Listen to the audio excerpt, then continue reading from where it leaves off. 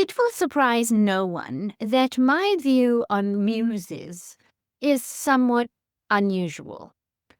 Most people think of a muse as someone they want to be like, someone they want to emulate. It's a source of inspiration.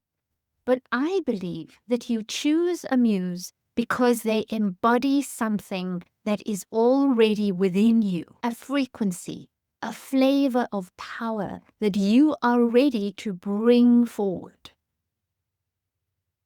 They're not inspiration, they're mirrors. And that shift in perspective changes everything.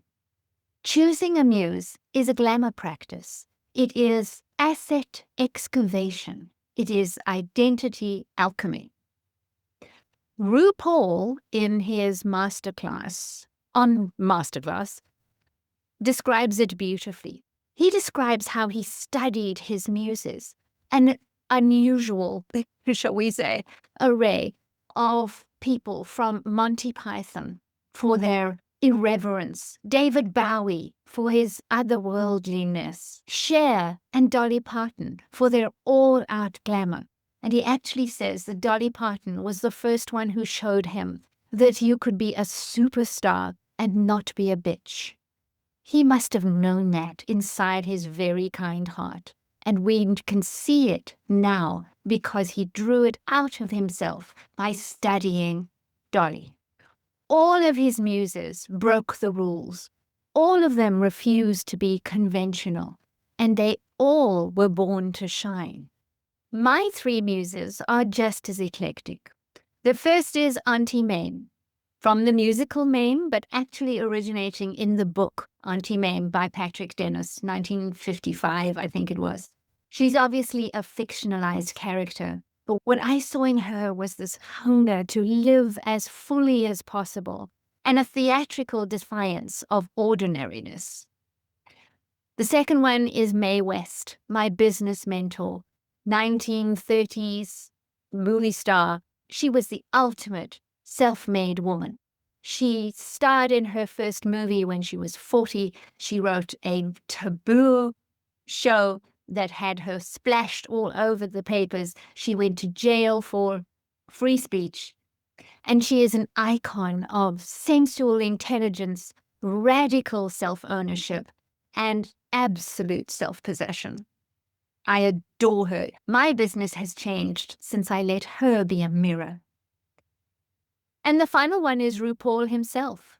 All three of them share this glamorous irreverence for being normal. They don't inspire me to be them. They remind me of me when I am being me without apology. Here's what I want you to know. You will never choose a muse who doesn't already live inside you. You might admire someone, like I admire Serena Williams.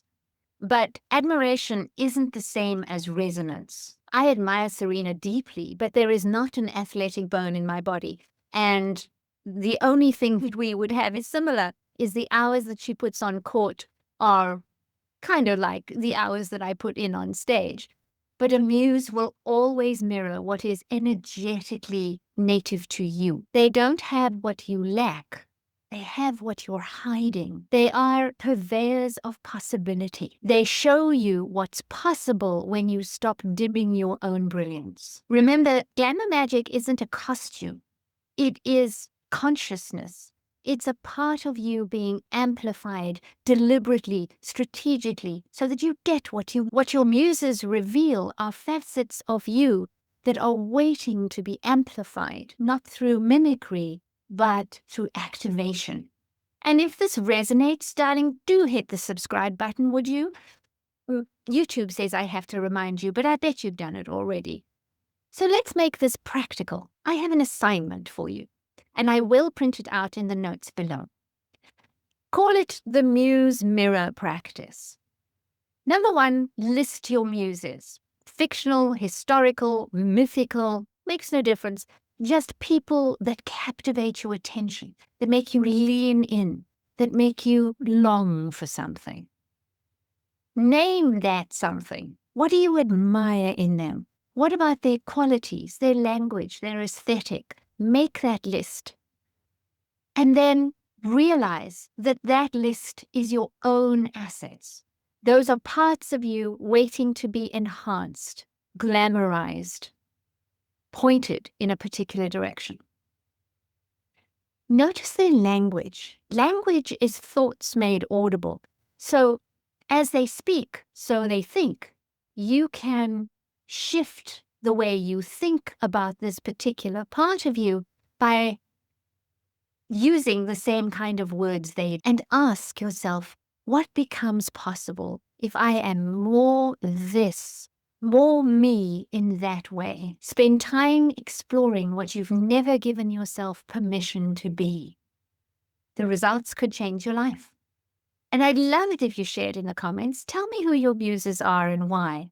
Which icons reflect these previously hidden facets of you? Because Glamour Magic is not about pretending. It's about remembering, reclaiming, amplifying, enchanting. And your muse is a mirror who will show you exactly who you were always meant to be. I'm Jacqueline Gates. Thank you for being in my world.